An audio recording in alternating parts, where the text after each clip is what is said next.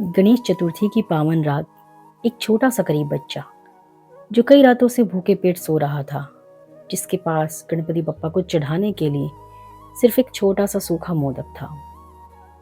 लेकिन उसकी भक्ति इतनी सच्ची थी कि स्वयं गणपति बप्पा उसके छोटे से टूटे हुए घर में भोजन करने आ गए। और अगली सुबह जब लोगों ने देखा कि भगवान के सामने रखा मोदक सच में आधा खाया हुआ है, तो पूरा गांव रो पड़ा। नमस्कार दोस्तों, आप देख रहे हैं व्रत की महिमा, जहां हम आपके लिए लाते हैं ऐसी भावपूर्ण भक्ति कथाएं जो केवल कहानी नहीं बल्कि भगवान के प्रति अथाह प्रेम और कृपा का अनुभव है। अगर आप भी गणपति बप्पा में विश्वास रखते हैं तो वीडियो को लाइक, शेयर और चैनल को सब्सक्राइब जरूर करें। अब आइए सुनते हैं गणेश चतुर्थी की एक ऐसी कथा जो आपके हृदय को भक्ति से भर देगी। बहुत समय पहले की बात है। हरी भरी पहाड़ियों और छोटे छोटे खेतों से घिरे एक गांव में एक टूटा हुआ मिट्टी का घर था। वह घर इतना छोटा था कि इसमें मुश्किल से 2 लोग सो पाते। बरसात में छत से पानी टपकता था, सर्दियों में ठंडी हवा अंदर तक चली आती थी। लेकिन उस घर में एक ऐसी चीज थी जो बड़े बड़े महलों में भी नहीं थी। भगवान गणेश के प्रति सच्चा प्रेम। उस घर में रहता था एक छोटा सा बालक मोहन। मोहन की उम्र मुश्किल से 8 वर्ष थी। उसकी छोटी छोटी मासूम आंखें, चेहरे पर हल्की मुस्कान और दिल में गणपति बप्पा के लिए अथाह प्रेम। उसके पिता का कई वर्ष पहले बीमारी से देहांत हो गया था। अब उसकी बूढ़ी माँ ही उसका संसार थी। मोहन की माँ सुबह सूरज निकलने से पहले उठ जाती। वह पुराने फटे कपड़े पहनकर गांव के अमीर लोगों के घर काम करने जाती। कभी बर्तन मांजती तो कभी कपड़े धोती, कभी खेतों में मजदूरी करती। पूरा दिन मेहनत करने के बाद उसे बस थोड़ा सा अनाज मिलता। लेकिन कई बार तो ऐसा होता कि उसे काम ही नहीं मिलता। उन दिनों वह खुद भूखी रह जाती, लेकिन मोहन को भूखा नहीं सुलाती। एक रात मोहन ने देखा कि माँ अपनी थाली का हिस्सा उसे दे रही है। वह मासूमियत से बोला, माँ आप नहीं खाओगी? माँ मुस्कुराई, मुझे भूख नहीं है बेटा। लेकिन जैसे ही मोहन सो गया, माँ की आंखों में आंसू बहने लगे, क्योंकि सच तो यह था कि उसने भी 2 दिन से कुछ नहीं खाया था।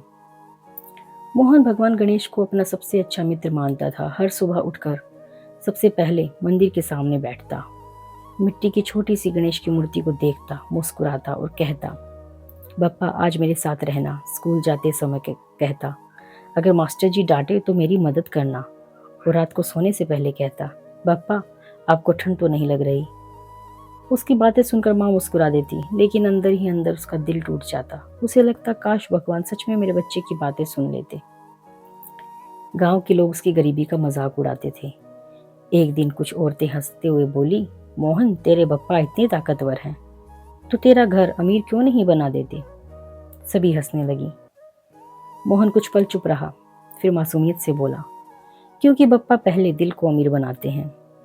उसकी बातें सुनकर कुछ पल के लिए सब कुछ शांत हो गया, लेकिन फिर वे और जोर से हंसने लगी। मोहन उदास होकर घर लौट आया।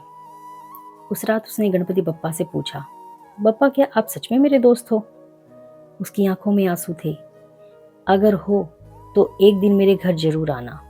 धीरे धीरे गणेश चतुर्थी का समय पास आने लगा। पूरा गांव खुशी में डूब गया। हर घर सजने लगा। कहीं ढोल बज रहे थे, कहीं मिठाइयां बन रही थी, बच्चे खुशी से नाच रहे थे। लेकिन मोहन चुप था। वह बड़े बड़े पंडालों को देखता, सुंदर मूर्तियों को देखता और फिर अपने टूटे घर की ओर देखने लगता। उसकी आंखें उदास हो जाती।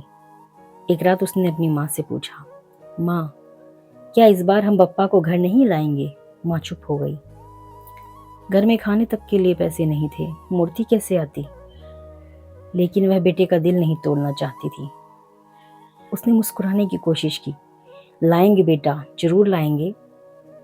उस रात माँ बहुत रोई। वह सोचती रही, मैं इतनी गरीब क्यों हूँ कि अपने बच्चे की छोटी सी ख्वाहिश भी पूरी नहीं कर सकती।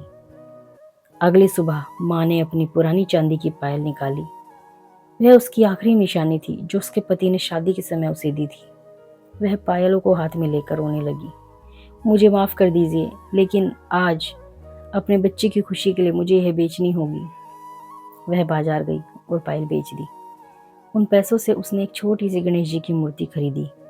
जब वह घर पहुंची तो मोहन बाहर बैठा हुआ मिट्टी के छोटे सा मंदिर बना रहा था।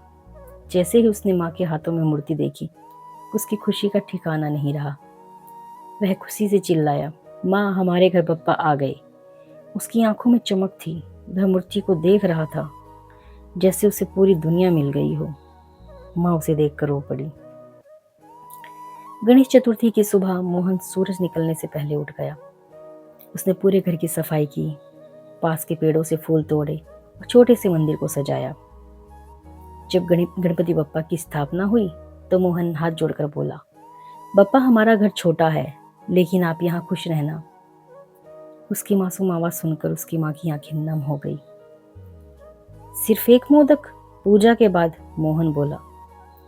माँ, सब लोग बप्पा को बहुत सारे मोदक चढ़ाते हैं, क्या हम भी चढ़ाएंगे? माँ का दिल टूट गया। घर में थोड़ा सा आटा और थोड़ा सा गुड़ बचा हुआ था। उसने किसी तरह सिर्फ एक छोटा सा मोदक बनाया। मोहन खुशी से बोला, वाह, बप्पा बहुत खुश होंगे। लेकिन वह अंदर ही अंदर रो रही थी। उसे लग रहा था कि वह अपने बेटे को कुछ भी नहीं दे पा रही। पूरा गांव ढोल नगाड़ों की आवाज से गूंज रहा था, लेकिन मोहन और उसके छोटे से मंदिर के सामने बैठा हुआ था। उसने वह छोटा सा मोदक गणपति बप्पा के सामने रखा, फिर धीरे धीरे बोला, बप्पा, सब लोग आपको बहुत सारे मोदक खिलाते हैं, लेकिन हमारे पास सिर्फ एक है। उसकी आंखें भर आई। आप नाराज तो नहीं होंगे ना? फिर हाथ जोड़कर बोला, अगर आपको सच में मेरा प्रेम अच्छा लगता है तो आप मेरे घर जरूर आना। इतना कहकर वह मंदिर में ही सो गया। आधी रात को अचानक घर में दिव्य प्रकाश फैल गया। मोहन की आंखें खुली। उसने देखा एक सुंदर बालक मंदिर के पास बैठा मुस्कुरा रहा था। उसके हाथ में मोदक थे, चेहरे पर दिव्य तेज। मोहन डर गया। आप कौन हो? बालक मुस्कुराया। तुमने मुझे बुलाया था ना? मोहन की आंखें फैल गई। बप्पा? बालक मुस्कुराया। हाँ मोहन। मोहन खुशी से रो पड़ा। वह तुरंत उनके पास जाकर बैठ गया। बप्पा, क्या आप सच में मेरे घर आए हो? गणेश जी बोले। जहाँ सच्चा प्रेम होता है वहां मैं जरूर आता हूँ। गणेश जी ने वह छोटा सा मोदक उठाया। उन्होंने उसे प्रेम से खाया, फिर बोले, मोहन, दुनिया मुझे सोने चांदी के भोग चढ़ाती है, लेकिन तुम्हारे इस एक मोदक में जो प्रेम है वह कहीं और नहीं है। मोहन की आंखों से आंसू बहने लगे। वह बोला, बप्पा, अब आप हमेशा हमारे साथ रहोगे ना? गणेश जी मुस्कुराए। मैं हमेशा अपने सच्चे भक्तों के साथ रहता हूँ। सुबह जब मोहन उठा तो उसे लगा शायद वह सपना था, लेकिन तभी उसने देखा गणेश जी के सामने रखा मोदक आधा खाया हुआ था। मोहन खुशी से चिल्लाया, माँ, बप्पा सच में आए थे। उसकी माँ दौड़कर आई। जैसे ही उसने आधा खाया हुआ मोदक देखा, उसकी आंखों से आंसू बहने लगे। वह समझ गई भगवान ने सच में उनकी भक्ति स्वीकार कर ली है। धीरे धीरे पूरे गांव में खबर फैल गई। लोग दौड़ते हुए मोहन के घर आने लगे। सब लोग हैरान थे। गांव का पुजारी बोला, यह चमत्कार नहीं, सच्ची भक्ति की शक्ति है। जो लोग पहले उनका मजाक उड़ाते थे, आज वही लोग हाथ जोड़कर खड़े थे। उस रात माँ मंदिर के सामने बैठकर रो रही थी, लेकिन इस बार उसकी आंखों में दुख के नहीं, खुशी के आंसू थे। वह बोली, प्रभु, आज आपने मेरे बच्चे का विश्वास टूटने नहीं दिया। वर्षों बाद समय बीतता गया। मोहन बड़ा होकर बहुत दयालु इंसान बना। वह हर गणेश चतुर्थी पर गरीब बच्चों को भोजन करवाता और हमेशा कहता, भगवान को बड़े पंडाल नहीं चाहिए, उन्हें चाहिए सच्चा प्रेम। तो दोस्तों, इस कहानी से हमें सीख मिलती है कि भगवान को धन दौलत नहीं चाहिए। अगर दिल सच्चा हो तो भगवान स्वयं आपके घर आ जाते हैं।